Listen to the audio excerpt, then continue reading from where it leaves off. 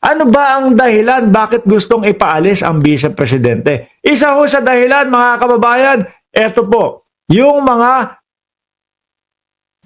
mga ghost na nandiyan sa resibo. Oh, diruin nyo ha, mga bossing. Ang sinasabi, ano sinasabi ni Marcoleta? Na, naku, makukulong sila dun kung pumirma sila ng hindi nila alam kung ano yung pinirmehan nila. Sabi doon sa mga kongresista. Naku, pwedeng makulong sila na. Kung pirma lang sila ng pirma.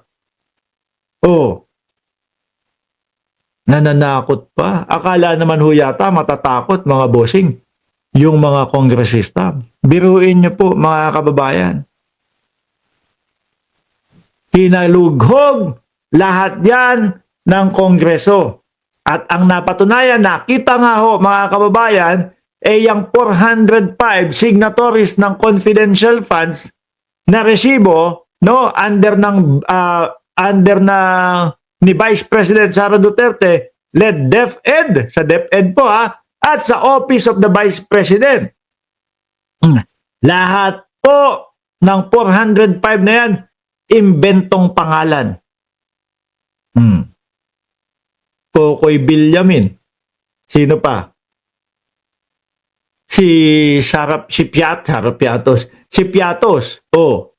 At marami pa hong iba. Nandiyan yung mga chichirya, nandiyan po yung pati si Chel Diokno na damay. Hindi po nila maipaliwanag yan. Mga kababayan, kahit nasabihin po nila na pwede namang gumamit ng alias no?